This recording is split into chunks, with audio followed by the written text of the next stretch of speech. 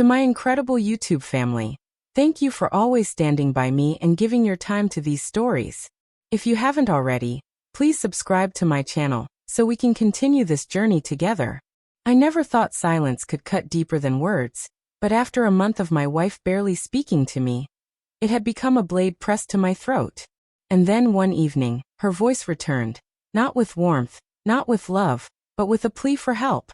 "Can you drive me somewhere?" she asked, as if nothing had happened.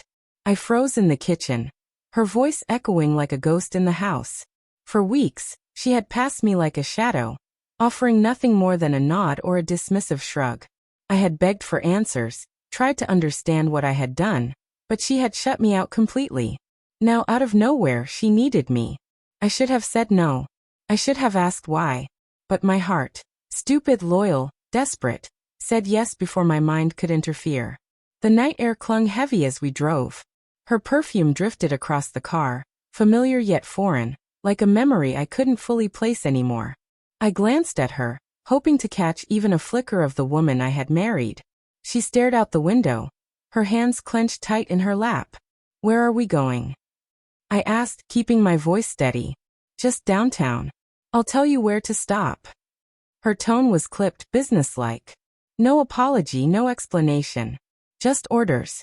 Something in me twisted, but I swallowed it down. This was still her voice, still her presence beside me. After a month of silence, I told myself it was progress. But deep inside, a sliver of dread stirred. The city lights blurred past, neon bleeding into the dark streets. She finally told me to pull over near an old apartment complex. The place looked worn, forgotten, with cracked steps and rusted railings. "You don't have to wait," she said quickly, opening the door. That was the moment the sliver of dread grew teeth. "Wait," I said, my hand tightening on the steering wheel. "Who lives here?" She hesitated, too long for comfort. "A friend." The word fell flat. Empty. A lie wrapped in a single syllable. Before I could push further, she slipped out and closed the door, leaving me in the dim glow of the streetlight. My heart pounded. A friend. But since when did friends require secrecy? Since when did friends cause a wife to shut her husband out for a month? I shouldn't have followed. I should have driven away. But love and suspicion make dangerous companions. I stepped out of the car, keeping my distance. She climbed the stairs with a hurried pace, glancing back once as if to check if I was watching. I ducked behind a tree, my breath tight in my chest. At the top of the stairs, a man appeared. Tall, broad-shouldered, with a face that was half lit by the flickering hallway bulb. He smiled when he saw her. Not the smile of a casual friend. Not even close. Her body softened in a way it hadn't around me for months. She leaned into him, their movements practiced, intimate. My stomach lurched. My world tilted. I wanted to storm up those stairs, to demand answers, to tear apart the lies with raw fury. But I couldn't move. My legs were rooted, my throat locked. All I could do was watch as the woman I loved disappeared into his arms, into his apartment, into a life I clearly no longer belonged to. Back in the car, I sat in silence, gripping the steering wheel until my knuckles burned. My mind replayed every red flag I had ignored. The sudden late nights at work, the way her phone never left her hand, the cold silence that had filled our home. I had told myself she was stressed, tired, needing space. But the truth had been growing in the dark, and now it stood in front of me, undeniable.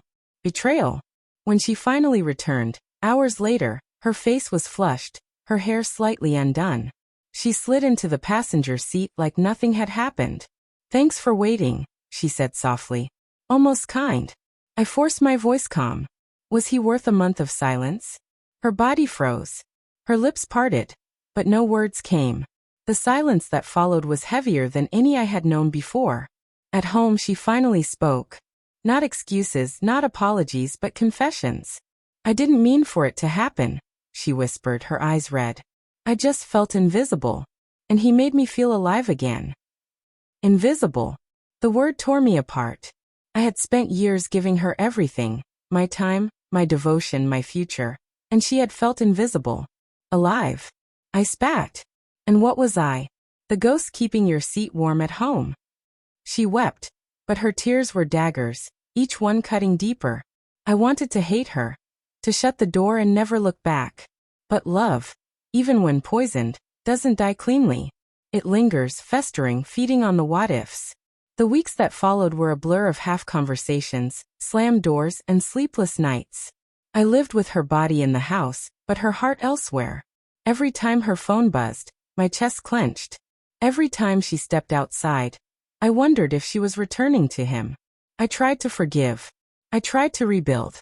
But betrayal doesn't heal like a cut.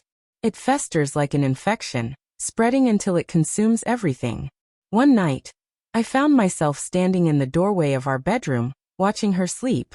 Her face looked peaceful, untouched by the storm inside me. I realized then that the woman lying there was not the same woman I had married. And the man I had been, the loyal, trusting husband, no longer existed. The final straw came quietly. A text I wasn't supposed to see, glowing on her phone as it charged on the nightstand. I miss you. Tonight was perfect. Not addressed to me. My chest hollowed. My hands trembled. I placed her phone back down, careful not to wake her. Then I walked out of the bedroom, out of the house, out of the life I had been desperately clinging to. Some betrayals end in shouting, in broken dishes and slammed doors. Mine ended in silence. The same silence she had given me for a month. But this time it was mine. And it was final. I drove into the night. No destination, just the hum of the engine and the echo of my own breaking heart. Behind me, the life I thought I had built crumbled into ash. Ahead, only uncertainty.